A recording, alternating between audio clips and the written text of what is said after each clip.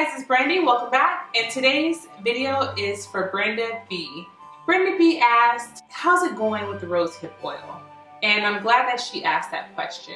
I made a video a few months back when I first tried the rosehip oil, and I never uploaded the update because I kind of felt like no one really cared. I don't know, so I'm really glad that she asked the question because I could have just done an update, but sometimes you don't really know if your audience really cares about like rosehip oil. I love natural, remedies and natural products that are for our skin. So I do want to update you on the rosehip oil and how's it going. To answer your question, I am actually not using the rosehip oil right now because it has warmed up and I do have oily skin. So during the winter time, my skin was really super dry, my face, and it worked really well. I didn't have any excess oiliness. It didn't break my face out. It didn't clog up my pores. So overall, I had a really good experience with it. But now that it's warming back up here in California, my face is just naturally oily. So I don't need to add that extra oil in for the moisture. So it served its purpose. And what I actually discovered that I didn't know during the time when I first made the video, that rosehip oil is actually very good for your nails and for your hair. Now what I did do is I tried a foundation on my skin and it had an SPF or some chemical reaction that really didn't do well.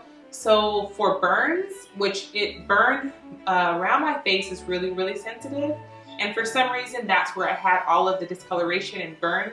Well, it was really burned because it had like flakiness and redness and like scabs, so I know it was a burn from the foundation.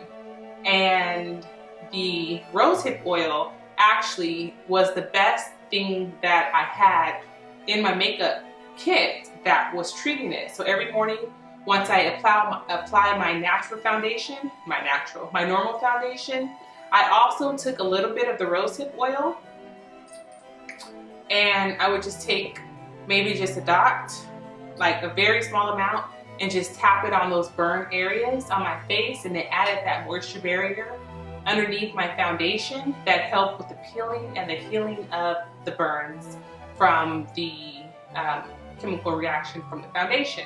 So it worked really well for that, as well as I also found that the rosehip oil was great because I wash my hands a lot.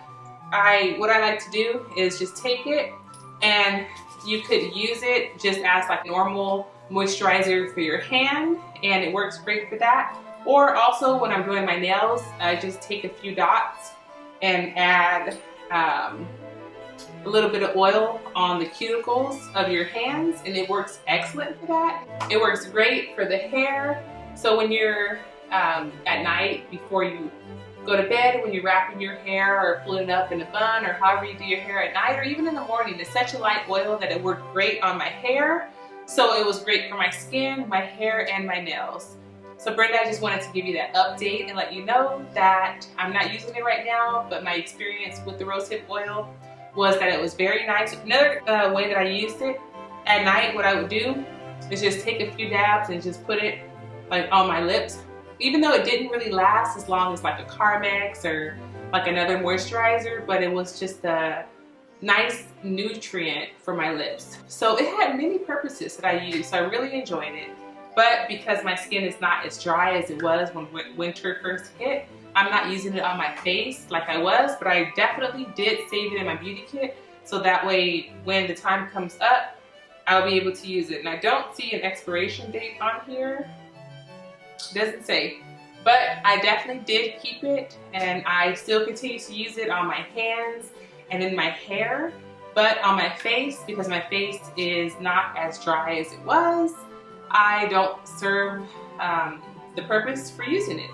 So Brenda, thank you so much for your question. I hope that helped you out a little bit, and thank you guys so much for watching this video. I love you, and I will see you in the next video. Bye.